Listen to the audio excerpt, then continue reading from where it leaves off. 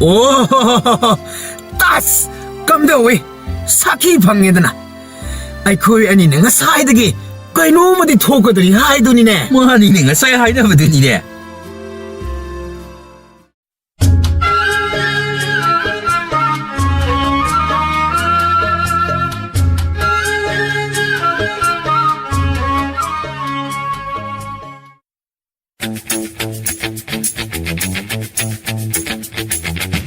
지네라시나 마ям부 아무까수하나 따라암나 옥자리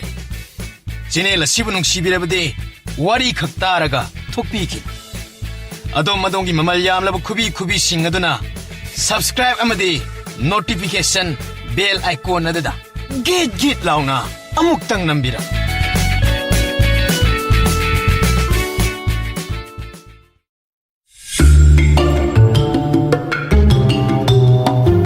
타이는 마망의 마땀 마마다 탐나 거우바 쿵강 아마칵 레람이 마두다 군다 라이따두나 레리바 미오싱나도 와칼 카라 왓바 부디 카라 수웨바 미오싱나 히에나 남나 군다두나 레람이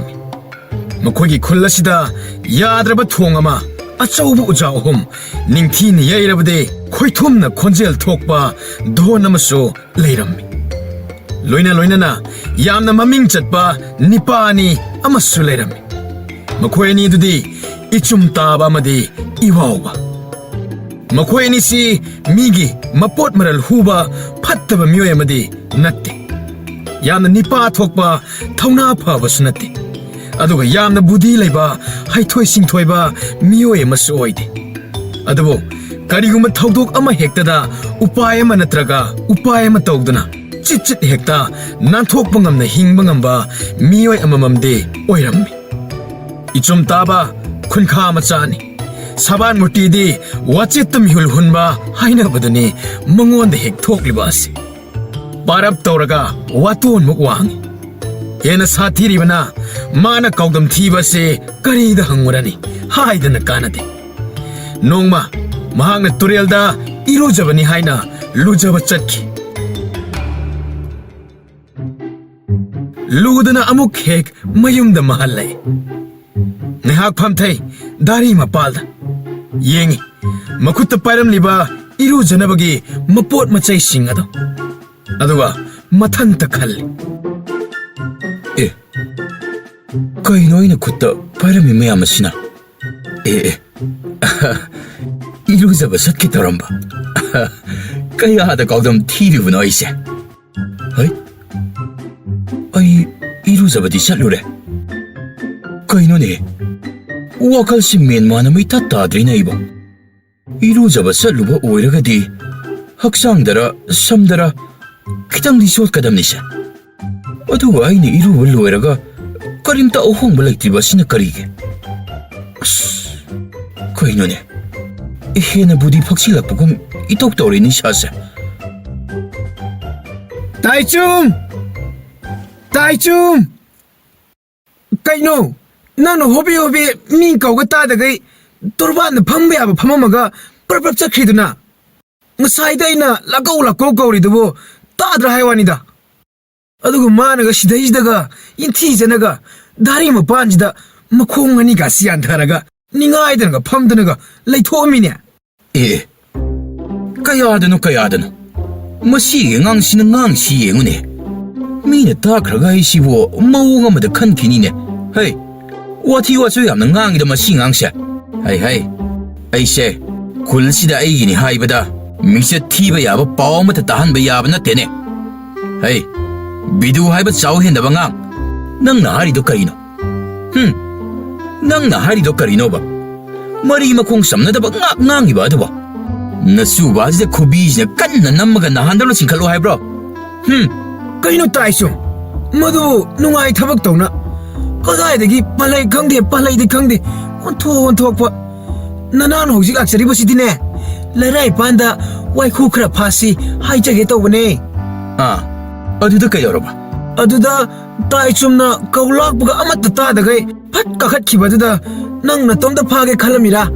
ꯑꯩꯅ ꯂꯥꯛꯄ ꯎꯕꯗꯒꯤ ꯆꯠꯈ꯭ꯔꯤꯔꯥ ꯐꯥꯔꯗꯤ ꯄꯨꯟꯅ ꯐꯥꯃꯤꯟꯅꯁꯦ ꯍꯥꯏꯒꯦꯅ ꯀꯧꯕꯅꯤ ꯁꯨꯛꯇꯥ ꯇꯥꯗꯦ ꯏꯔꯨ ꯂꯨꯖꯔꯝꯃꯕ ꯑꯃ ꯐꯥꯕ ꯑꯗꯨꯁꯨ ꯅꯠꯇꯦ ꯐꯝꯕ ꯌꯥꯕ ꯐꯝꯈꯩ ꯐꯝꯗꯣꯛꯑꯝꯃꯒ ꯍꯥ ꯀꯔꯤ ꯑꯩꯕꯣ ꯍꯣꯏꯅꯦ ꯏꯌꯥꯝꯕꯕꯨꯅꯤꯅꯦ ꯅꯅꯥꯎꯅ ꯉꯁꯥꯏꯗꯩ ꯍꯥꯏꯔꯤꯁꯦ ꯀꯩꯅꯣꯅꯦ ꯑꯩꯕꯨ ꯏꯔꯨ ꯂꯨꯖꯗꯅ ꯀꯥꯈꯠꯂꯛꯄ ꯑꯩꯕꯨ ꯏꯔꯨ ꯂꯨꯖꯗꯅ ꯀꯥꯈꯠꯂꯛꯄ ꯑꯣ ꯍꯥꯏ ꯑꯗꯨꯗꯤ ꯂꯨꯒꯦꯅ ꯀꯨꯝꯊꯔꯛꯄꯅꯤꯗꯅ ꯑꯗꯩꯗ ꯉꯔꯥꯡ ꯂꯨꯒ꯭ꯔꯦꯅ ꯅꯤꯡꯁꯤꯡꯂꯛꯄꯗꯒꯤ ꯆꯠꯂꯒꯦꯅ ꯆꯠꯄꯅꯤ ꯍꯩ ꯑꯉꯥꯡ ꯅꯕꯨꯛ ꯐꯠꯇ ꯈꯟꯅꯨꯀꯣ 이좀 따봐 마학 마사나 얌나 타자자바 칸자바 마람 어홍 칵레이지 마두디 가리구마 마나 미 아마 헥다다 와카라 하럽 낭진 하이질라바디 마학시 하이토이 싱토이바니 아싱바니 가리구마 마땀다 마땀 하엽 헥 까이톡라가 레바 마카다 롱나 헥 힙라바디 와칼 토이 amasung matam suppada thabak chinbada saraga leirabadi mangonda mina pakhon hairak loyasin iwawa mahak asina khunthak machan saban mutidi telap kairap matum tarap toy yengbada tha taret tangairiba yamna nungsiriba ok macha magum pangkhak ni haibada haimanba thoklaro mahakna ngangbu hokrabade masida loigani haiba ama leite mato lomde haibadani mana tasengna lalabaso achumba amagum tasengna achauba thajaba phirep amaga loina khibagum chumda chummabagum hektangang man hariduna chumme soidre sini hana ngangning liba wado ngangthoi kona khalli ngangthokraba matung kayung kandade sukhan khandabana ayamban magi yamna chuna sanajaba yamna haiganba wahai amakhakle madude atai kari sunate aibu thajau ai toge ai khang kanana su mabu thajabide thajaba sungamde waisu hek hairaklabadi haming phawbana mahakpo thajaba ngamde mehe khonglaga khang nongma numit ama खुल्लदो यामन साथीन सारम्मि साबा हाइबबो अपाइब थवाइ पानबा जीवा तिनकांग फावबा पाइनबो होनबदा अदुकि मतिक वाबा अमसुंग चोक्थाबा फावरम्मि इचुम ताबा उखामदा लोंग हिपथादुना सिंथा अमबो पांथोकनबगिदमक वखल तौदुना लेरि येंबदा इसी सीना तुमलगा याताना लेबगी फिबम अमगुम उइ इखंग खंगौदना कनागुमा अमा सोर थबेत होंदुना कन्ना चेलकपगी खोंजेल अमखक तारए इवाउबा तुनाबदा माइथीरबा यनबा अमगुम यामना कीना तुकथाबा सफम अमदा इचुम ताबगी माइकै मनाक तमना यांगना चेंसिलै इचुम ताबा फुक हौगल्ले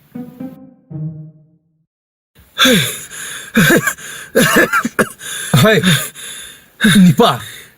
नंगना दु कन्ना चेलकलिबदे ꯑꯩꯁꯨ ꯈꯪꯗꯦ ꯑꯗꯨꯗꯤ ꯀꯩꯗꯧ ꯆꯦꯜꯂꯛꯂꯤꯕ ꯍꯩ ꯍꯥꯟꯅ ꯆꯦꯟꯕꯅ ꯐꯒꯅꯤ ꯚꯥꯞ ꯇꯥꯅꯕꯗꯨꯅꯅꯦ ꯀꯣꯟꯅ ꯊꯣꯛꯄ ꯑꯃ ꯃꯥꯏ ꯂꯥꯛꯆꯖꯅꯤ ꯑꯣ ꯃꯥꯅ ꯍꯥꯏꯔꯤꯁꯤꯅ ꯐꯔꯅꯤꯅꯦ ꯍꯩ ꯅꯤꯄꯥ ꯑꯗꯨꯗꯤ ꯂꯥꯛꯑꯣ ꯆꯦꯜꯂꯁꯤ ꯂꯥꯛꯑꯣ ꯃꯈꯣꯏ ꯑꯅꯤꯗꯨ ꯉꯥꯏꯍꯥꯛ ꯄꯨꯟꯅ ꯆꯦꯟꯃꯤꯟꯅꯔꯦ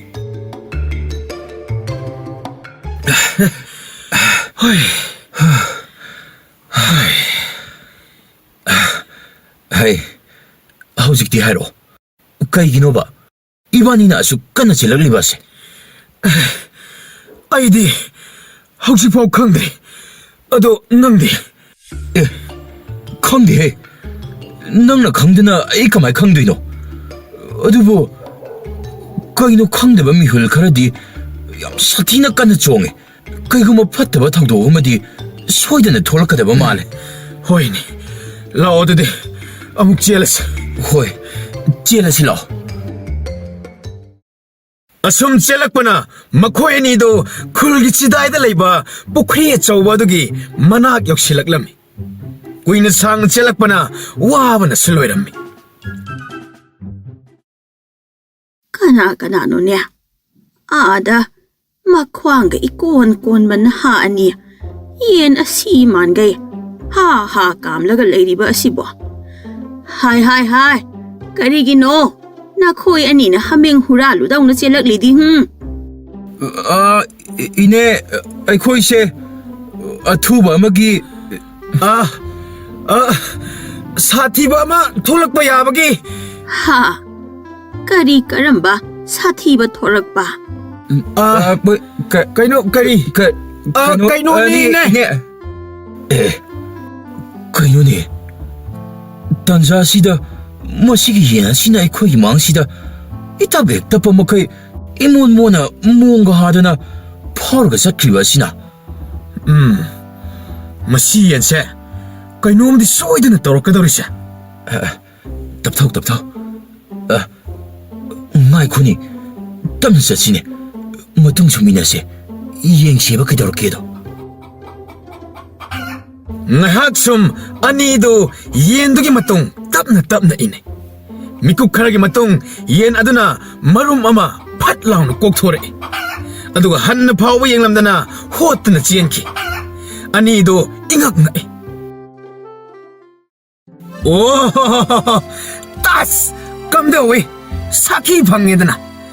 ai khoi ani nga saidagi kaino madi thokodri haiduni ne 뭐하니 내가 싸야 하이나거든이네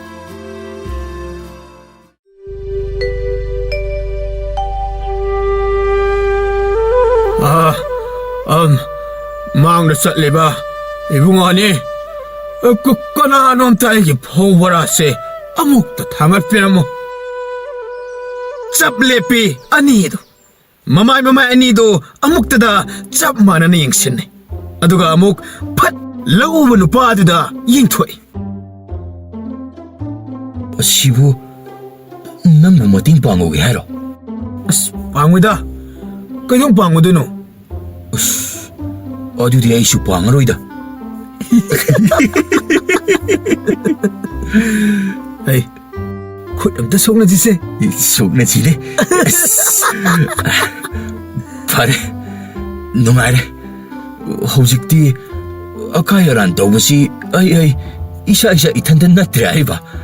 뭐시대 해는 농아이바 아무튼 레이트레이디 오 아라네 까이 punna saruk yaminabase masibu kawe maruk hairiche ado farese wa wana sloire tawra wango maraksida ngaktabu hiplaga potharujla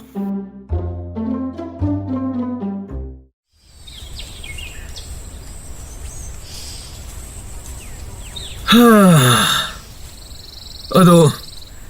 mayamna thabak hainariji pura beraniko sese bera haibu pura sathi bajani he 좀미 kaiguma nangna thabak amaje phat launa loisile khallobako mi jingjina nangwanda thabak amamuk hekta phat pisalakan yeu ai hai tawdabra yemune mit amuktang chijet usilagane ningjingune 오 어두나네 아이디 ngasi 파오보다 타박 아무 달러신데 멋짓 떠오르가 로이는 탐빈 ha ngako nangna khwaidagi henajaba haijabasi kaidano amta hairone 아이기디 마타 사가다바 타박kumba 다이타 라우가다바 타박kum바사 랍나 나 타이독바사 마시니 adudi amukta lengona se nasidagi khoini se ichini naone hekta kaunarase 이 아이나 kauna dawni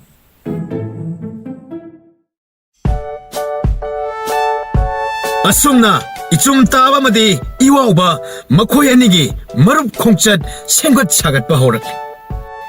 thauna phana pangal changyeng naraga senggot kibanate makhoi anigi marup mari haithoi singthoiba tanaraga uhen kiba sagat kibanate makhoi anigi marup khongchat matam amatada punna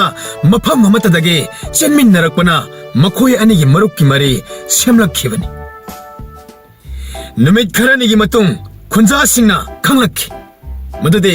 kariguma khulgi thawdok wathok ama hekta thorakpa matamda makhoi ani hekta chitha nanthaduna leiramba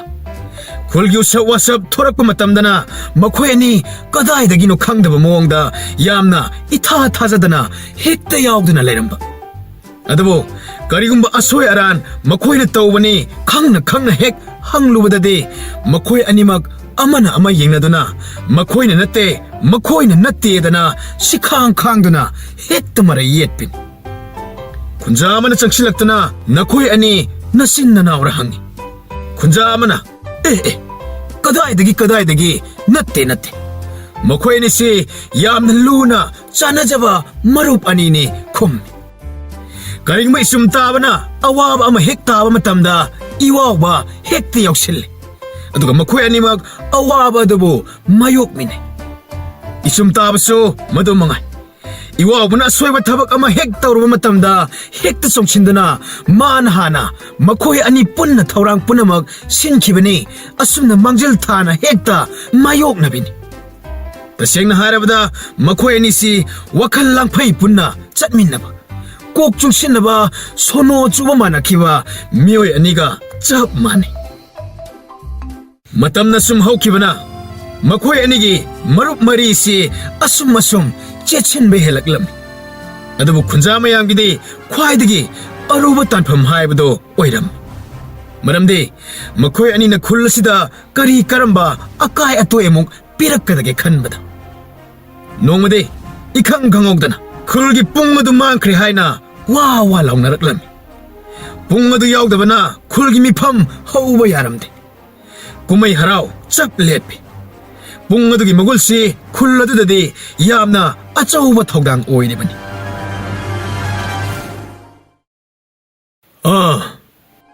karigumba mangkhriba pung asibo nakhoina amuk khanjina phangba ngamlabade aina mana mathum chawna pigani khulakpa ai ngamgani aina soidana phangnaba pujarake oi koina nang haidubo nang pung adugi masang mataw kamdawi karamba punglo khangabo khangi kaino kuro koi thinbada makhol phalang sigai hainabaduni kaino haibidi hauridudi nang jidibako nasinna kha otongna yamna yangida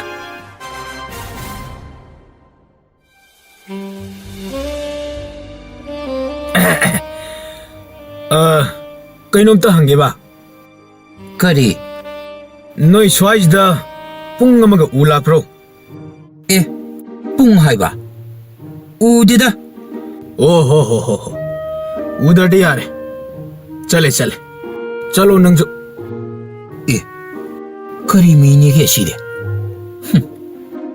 jani ko mi singse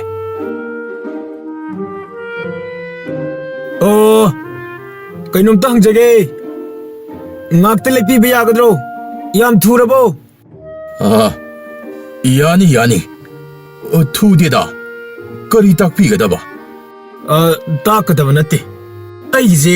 kainom sum hange tawbanida hekta haibiyu yaganido noi swaijida pung amaga ulakpro se koro koibani hek thinbada makhol henbani masaktuga hairoradi pungdi udebo adudi kaino nang uidana kaimta udena hai adudi ude hayudana pungdi udedi kaino hai udari chalo yare moi swaije angau phayam leiba mali pung thilak prabu ko ngau han torani isina amta ngai khone kainom leire amta lepo kaino nangna upulda aduk thawai tane yenglaga yam maru oiba pot tawnaga tawridubo ngai khone amta paktharo tu siengse hai karino ne na khongdun ne selaidubo sine seladi loimut kiroidro namma ithak thadana ibu nangama sibu kaidore haibano hai nangdi khangiroine kadaidagi khangani ge se ꯑꯩꯈꯣꯏ ꯊꯤꯕ ꯂꯥꯛꯏꯕ ꯄꯣꯠ ꯑꯗꯨꯒꯤ ꯈꯣꯡꯒꯣꯜꯅꯤꯅꯦ ꯈꯣꯡꯒꯣꯜ ꯑꯁꯦꯔꯥ ꯆꯠꯊꯣꯛ ꯆꯠꯂꯣ ꯄꯨꯡꯅꯕꯨ ꯀꯃꯥꯏ ꯆꯠꯇꯧꯔꯤꯒꯦ ꯄꯨꯡ ꯃꯈꯣꯡ ꯄꯥꯟꯕ꯭ꯔꯣ ꯑꯩꯗꯤ ꯅꯪ ꯑꯣꯏꯅ ꯑꯗꯨꯝ ꯀꯤꯁꯜꯂꯦꯀꯣ ꯍꯩ ꯑꯁꯤꯗꯒꯤ ꯃꯃꯤ ꯃꯔꯤ ꯁꯨꯝ ꯇꯥꯔꯛꯑꯒ ꯃꯐꯝꯁꯤꯗ ꯃꯨꯠꯂꯤꯁꯤ ꯆꯠꯂꯦ ꯍꯥꯏꯔꯤꯅꯤꯅꯦ ꯍꯩ ꯑꯁꯤ ꯂꯩꯔꯤꯗꯨ ꯀꯔꯤ ꯃꯈꯣꯏ ꯑꯅꯤꯒꯤ ꯍꯦꯛ ꯃꯃꯥꯡꯗꯨꯗ ꯍꯥꯃꯦꯡ ꯑꯃ ꯌꯥꯝꯅ ꯏꯪꯅ ꯆꯤꯛꯅ ꯀꯔꯤꯒꯨꯝꯕ ꯀꯣꯔꯣꯛ ꯀꯣꯏꯕ ꯄꯣꯠꯁꯛ ꯑꯃꯕꯨ ꯂꯦꯛꯄꯣꯏ ꯁꯥꯏꯕꯣꯏ ꯇꯧꯗꯨꯅ ꯂꯩꯔꯤ ꯃꯗꯨ ꯎꯕꯗ 이좀 ꯇꯥꯕꯅ ꯀꯩꯒꯤꯅꯣ ꯃꯥꯅ ꯑꯁꯨꯛ ꯌꯥꯝ ꯀꯣꯝꯊꯣꯛꯏꯗꯤ ꯑꯣ ꯑꯔꯥꯟ ꯑꯀꯥꯏ ꯇꯧꯕꯁꯤꯡꯗꯤ ꯂꯣꯏ ꯀꯣꯝꯊꯣꯛꯄꯅꯦ ꯑꯗꯨꯅꯅꯤ ꯍꯩ ꯅꯪ ꯆꯦꯟꯕ ꯌꯥꯔꯣꯏ ꯏꯆꯤꯟ ꯏꯅꯥꯎ ꯑꯁꯣꯝ ꯊꯠꯁꯤꯜꯂꯣ ꯃꯁꯤ ꯆꯦꯜꯍꯟꯈꯤꯕ ꯌꯥꯕ ꯅꯠꯇꯦꯀꯣ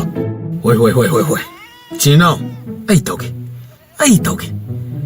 ꯑꯩ ꯅꯪ ꯍꯧꯖꯤꯛꯇꯤ ꯀꯗꯥꯏ ꯆꯦꯟꯗꯣꯔꯤꯕ ꯍꯥ ꯄꯨꯡꯗꯣ ꯀꯗꯥꯏ ꯊꯝꯃꯤ ꯄꯨꯡ ꯀꯗꯥꯏ ꯊꯝꯒꯦ ꯃꯤꯅ ꯍꯥꯏꯁꯤ ꯃꯉꯣꯟꯗ ꯅꯠꯇꯗꯧꯅ ꯃꯥꯏ ꯊꯣꯛꯐꯝ ꯆꯥꯗꯅ ꯂꯩꯅꯦ ꯍꯦ ꯄꯨꯡꯗꯣ ꯀꯥꯏ ꯊꯝꯒꯦ ꯍꯥꯏꯕꯅꯤꯅꯦ 이진아 까나가다가 마한테보 무시 불안 모ong어머니고 뜸민너가 좀 레이트로 ꯀꯔꯤꯅ ꯅꯈꯣꯏ ꯑꯅꯤꯅ ꯇꯧꯔꯤꯕꯗꯨꯕꯣ ꯃꯗꯨ ꯍꯥꯃꯦꯡꯅꯤꯅꯦ 오 아란 hui 떠보다디 미 오이게라 사 오이게라 헥다 떠보 야브네 뚜뚜뚜뚜뚜 옌고또 아이코이나 nga 사이드기 항바보 마나 뜸민너 레리바세 마시마라 레이라번 어두나니 마사나 마라 야제리바니네 뜸민너 레리바세 에이 하맹나 생무도 하이죠 너들이 나남 땄가이 단디 방전이 하맹아도 강혹드나 마티 파이락람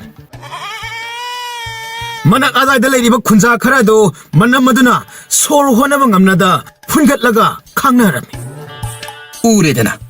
마사나 마라 레제라바니나 빠카테나 마티가 찔리바세 하맹아도 팟인 칼라이 이좀 따바마디 이와오바 마코이 아니다 아두가 메헤 하이나 콩람라가 마마에들 룩타키 mayam amukta yengbiro shaki haibu mayam su lebiredana ai khoini ekta pangai hajin bisu yaba natte ꯃꯥꯅꯕꯨ ꯀꯔꯤ ꯍꯥꯏꯔꯤꯒꯦ era mabuk yamna lami amuk shaki ge sinidana ꯑꯗꯨꯏꯗꯤ ꯍꯥꯃꯦꯡꯁꯤ ꯃꯥꯒꯤ ꯃꯈꯅꯥꯎꯁꯤ ꯐꯥꯛꯇꯣꯛꯑꯒ ꯌꯦꯡꯅꯤ ꯑꯩꯈꯣꯏꯗꯤ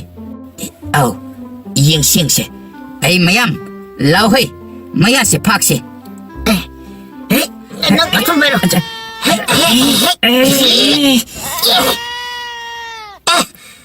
ꯍꯩ ꯁꯤꯗꯤ ꯄꯂꯥꯡꯅꯤꯅꯦ 이좀 따바마디 이와오바 ngayhak tuminale wa machet ama phau ngangte ꯀꯩꯅꯣ ꯁꯤꯗꯤ ꯄꯂꯥꯡꯅꯤꯅꯦ ꯅꯈꯣꯏ ꯑꯅꯤꯕꯨ ꯉꯁꯥꯏ ꯄꯨꯡꯅꯤ ꯍꯥꯏꯈꯤꯗꯥꯏ ꯑꯗꯣ oho ase pungdugi manaupa 호 마니 ꯑꯁꯤꯗꯤ ꯄꯨꯡꯗꯨꯒꯤ ꯃꯅꯥꯎꯄꯥꯅꯤ ꯍꯩ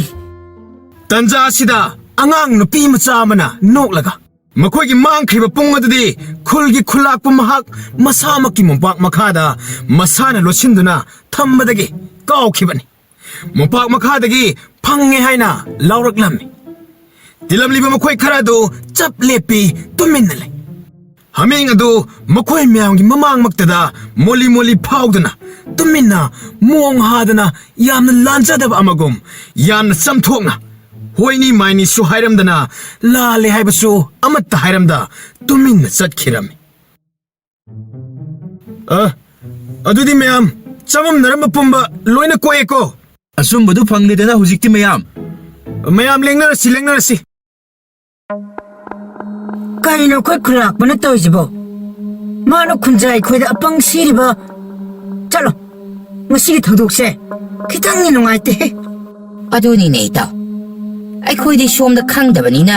ꯂꯩꯀꯥꯏ ꯈꯨꯜꯁꯤꯒꯤ ꯊꯧꯔꯝ ꯊꯧꯗꯥ ꯑꯃꯠꯇ ꯄꯥꯡꯊꯣꯛꯄ ꯌꯥꯗ꯭ꯔꯕꯅꯤꯅ ꯃꯥꯡꯕ ꯌꯥꯗꯦꯗꯅ ꯀꯣꯏꯊꯤ ꯊꯤꯔꯤꯕꯅꯤꯗ ꯍꯣꯏ ꯏꯇꯥꯎ ꯑꯗꯨꯕꯨ ꯃꯣꯏ ꯈꯔꯗꯤ ꯑꯗꯨꯝ ꯍꯥꯟꯅ ꯄꯥꯎꯁꯦ ꯈꯪꯅꯔꯕ ꯖꯥꯠꯅꯤꯗ ꯑꯗꯨꯕꯨ ꯁꯔꯥꯁꯟꯅ ꯄꯥꯎ ꯌꯧꯍꯟꯗꯕ ꯖꯥꯠꯅꯤ ꯃꯔꯝꯗꯤ ꯈꯨꯜꯂꯥꯛꯄꯁꯨ ꯃꯁꯥꯃꯛꯅ ꯊꯣꯛꯍꯟꯖꯕꯅꯤꯅ ꯀꯔꯤꯕꯨ ꯍꯥꯏꯔꯨꯅꯤ ꯑꯩꯈꯣꯏꯁꯨ ꯍꯪꯒꯠꯅ ꯋꯥꯍꯪ ꯄꯥꯡꯉꯨꯕꯁꯨ ꯍꯦꯛ ꯃꯌꯥꯗꯝꯅꯤꯅ ꯑꯗꯨ ꯏꯇꯥꯎ ꯈꯨꯜꯂꯥꯛꯄꯁꯨ ꯃꯁꯥ ꯃꯊꯟꯇ ꯍꯥꯏꯔꯞ ꯏꯗꯤ ꯏꯀꯥꯏꯔꯝꯒꯅꯤ ꯈꯜꯂꯤ ꯑꯩ ꯋꯥꯈꯜꯗꯗꯤ ꯍꯣꯏꯅꯦ ꯍꯦ ꯏꯇꯥꯎ ꯃꯥꯁꯨ ꯃꯁꯤꯒꯤ ꯃꯇꯥꯡ ꯑꯁꯤꯗꯗꯤ ꯇꯨꯃꯤꯟꯅ ꯑꯗꯨꯝ ꯂꯩꯁꯤꯟꯈ꯭ꯔꯅꯤ ꯑꯩꯈꯣꯏꯁꯨ ꯀꯔꯤꯕꯨ ꯍꯥꯏꯔꯨꯅꯤ ꯑꯗꯨꯝ ꯇꯨꯃꯤꯟꯅ ꯂꯩꯁꯤꯟꯈꯤꯕ ꯇꯥꯕꯅꯤꯅꯦ ꯀꯔꯤꯗꯤ ꯎꯄꯥꯏ ꯂꯩ ꯑꯗꯨꯕꯨ ꯏꯇꯥꯎ ꯉꯁꯤꯒꯤ ꯊꯧꯗꯣꯛꯁꯤ ꯇꯁꯦꯡꯅ ꯍꯥꯏꯔꯕꯗꯤ 이좀 따ꯕꯒ 이와오ꯕꯒ나 ꯈꯪꯍꯟꯕꯒ ꯆꯞ ꯃꯥꯟꯅꯕꯅꯤꯍꯦ ꯑꯅꯤꯗꯣ ꯃꯑꯣꯡ ꯃꯥꯟꯗꯅ ꯊꯧꯔꯝ ꯄꯣꯂꯣꯏ ꯌꯥꯝꯅ ꯄꯨꯊꯣꯔꯛꯏ ꯑꯆꯨꯝꯕꯅꯤ ꯏꯇꯥꯎ ꯃꯈꯣꯏ ꯑꯅꯤꯁꯦ 헬라 야로이더래. 아이디 마코이 아니다 봉아 시기 뽕 방박이 와람마세 나마 통ning. 통돈 이따오. 모이니나 방한바가 짭마나리니. ngasi moi thingramdrabadi ekhoi jiawna adum apang thangna do koichat chat thiramdoini nongma kunja singado makhoi khulgu aiba mahai morong pothok hengatnabagidamak kok chungsinnaram maduda isum tabamadi iwawba makhoi anina yamna ichang thawna nungdang makhoi anina cheksinna sangbagi thawdang logjage haiduna chungthoraklam kunja singadasu harauna yaraklam maramdi madu kananasu tawning bathabak natte madugidamak tongan badaita kananasu longningde numidangi matam amasu oire aduga lamhangda lekkadaba oibanina adabu makoina ayaya thang pithokiba numit adudagi makoigi khulladuda achauba amang atak ama thorakpa hogadore haibasimade kananasu khanjinnarude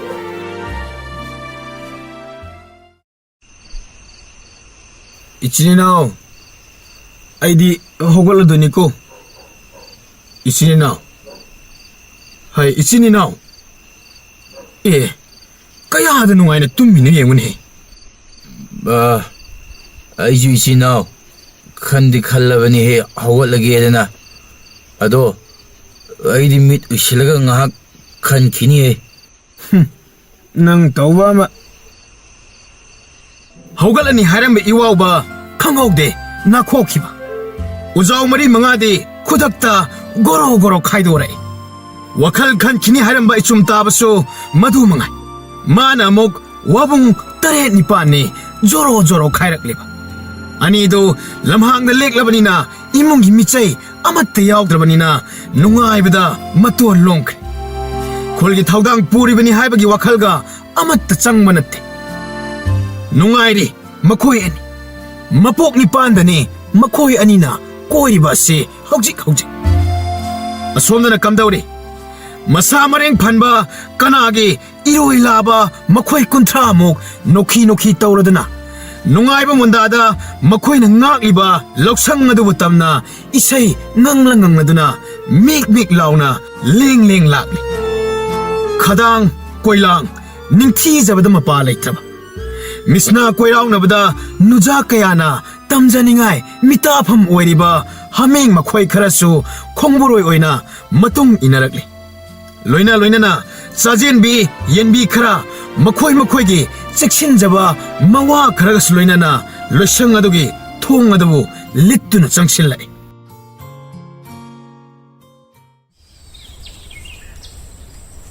high ꯂꯍꯣꯏ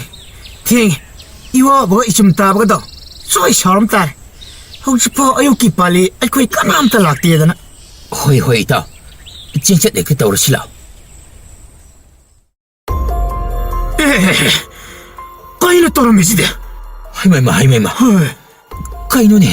까이노이람 리버마 떠오시데. 아석과나 다 그야 호나락라가 뭐하이 사람 다시다 까이노 또르미마 떠오시데 어디 뭐 강만이되나 이따 라 샹기 동시 만능되기 로노 말이냐. 이따 에이 또기 뭐이시 똥마 하워뜨리니 헤이 통시항 하이브니네 까나노 하이 통시항 하이브니네 아코이나 항드라디 이야 어디디 꼭 하이브 따르더나 하이 따사나 까이나가 에이 너희 후직 똥나라에 덮박이 맞담라 너희는 시다다리시 너희 나빠나 나 티봉도 타갈 헬레라 라 마반 타로 뿌르뿌르 타로 농당 가다 있을래 훈란 잘로 그러나 하이마 까이노 떠르미시데 따차나 이와 웨이바니디 뜸타바 수쿠이드레 농안 풍아풍 떠럼다이다 아이코지 뜸타바니 록상 악바 미당가도 아이코에니나 닝티나 세나라바니나 까이동나 탐다이노나 로냐 록토크라바니 따차나 나나오나 하이샤리 바세 아시행바니 아무것도 타서 이야 피밤 시어로 파워다 아무것도 타자올까 이네가서 말할 한독자나봐 하이자바 사래 나코에니 능시 떠오리 바세 쿨라시보 싱나바니 어더버디 강문이다나 쿨락바 욕담 수야라로 쿨락바 따라가 나쁜 치쭈빠 짜락 비한게다나 에, 다스나 마둠탕디 도비가노 다스나 나콩 콜라가 하이제리고 마둠탕디 도비가노 아이 아마도 까일래 오 뚱하오리만 이따 암자짱 마사이가 누빠이가 락드는 찡토로 헤헤 마쫑 마빡 나이다바 사라다나 와락다바 마사 싱지디 사오버는 마나 바이바 야드라바 쿤자 아니드나 이와부부 마나 찡찡드나 마쭈바 찡갓찡갓드나 라이카이 따나바 라우라우드나 라암미 아두가 이숨 따바부나 사자이는 막락 마쿠미따 깐깐드나 쿨락박이 상가이 땀나 락람미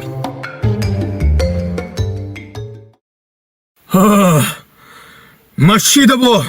너코에네보 아이나 까레기도 목 째락 비드닝에 말함래 콜락바 세락 비바 하이바 시먹다보 호나바 아마디 마타옥다이 하이제리바 아두가 호나바 하입시다 뭐 학상드니 강대 방갈드니 강대 와칼드니 강대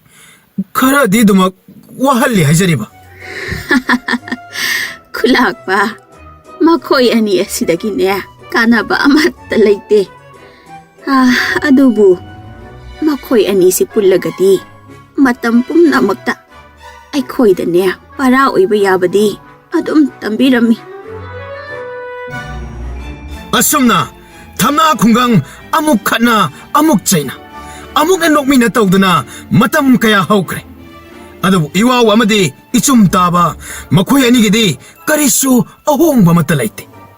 젠미네 마코이 아니 뿐나 까리 마람기 시엘리베노 아마나 아마다 까리쇼 항나바 떠우다 낭토이 낭닝바 아두가 낭토키바 와두기 꼬나무 칸테 하나 낭바 꼬나 칸바 하이브시 마코이기디 야나 누아이자바 아마디 마사기 뽁바닥이 야록라바 하이나비 아마칸 아루바 타우도 와톡 아마기 와로이신 와팜 부락바다소 이엔가누 사산다 따실라가 로신바소 레빠카 월레테 마코이 아니 아두보 까리군바 아홍바 마딜레이리 미암나 마코이다 따나바 lep크레 마코이다 라헛비베 lep크레 마두기 마훗 쿤자싱 하이네 이행바부 하이라바디 로이니 야바니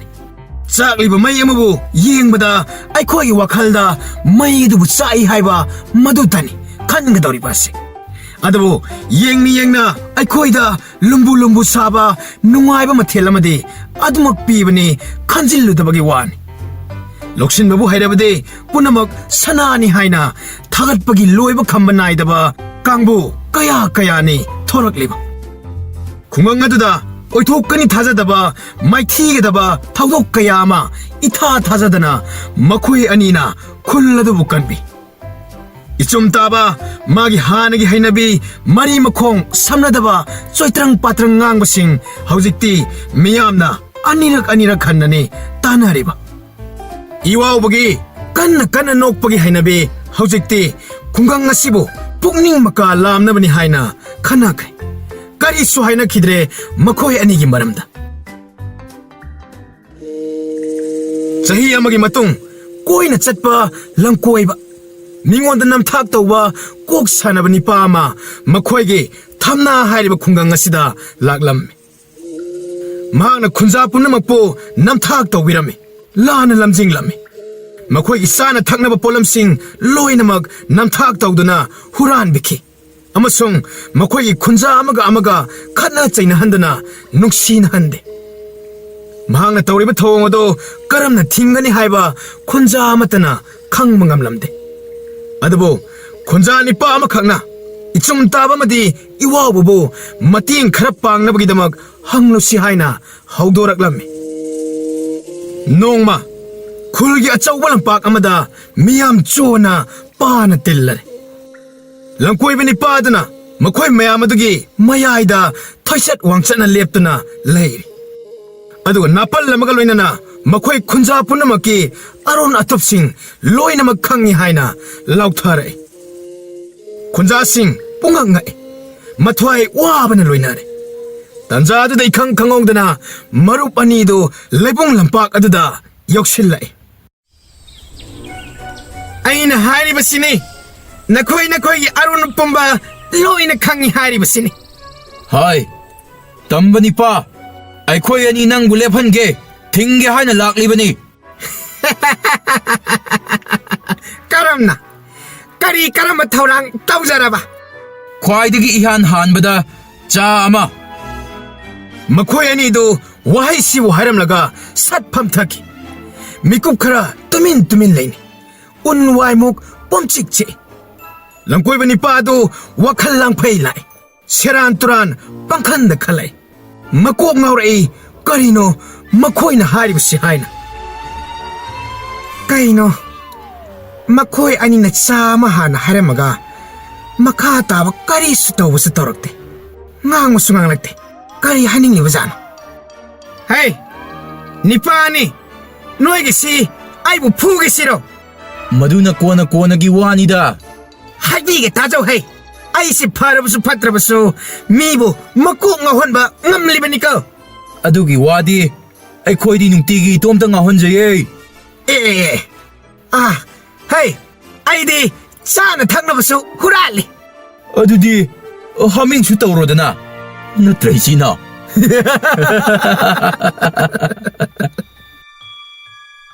langkoi baduna oida padaba pangai da hajinaba makok ngahonaba kan honne adu makhoi anina seran turana pakhum mari makhong samnadaba wari pangkhum da khumam langkoi badu makhoi dau thit padal waram mana ngangli badu bhab tana haina sandongna sumasum ngangi asum ngangi lepa laitan unja singsu wakhal makhalai karigino mana asuk yamna sandokna hanjin ngangni bsi haina khangok da mikup amada khujin khunan thoktagi aseng achumba leitondagi nan thoki madudagi lamkoi badu tilba miyam singaduna kari tawrakadabano khanbada maklak nikpa hore hojikti mipung khudimangna mayek sengna khangle madudi mahak mibu lana lamjingba oidaba tawba hurana misakni haibas khoi sawngraba miyam aduna mabu namphuda phare adabu phu chaibadi tawbiramde maramdi ngang ba heman kibana masado tap taba makai chokthare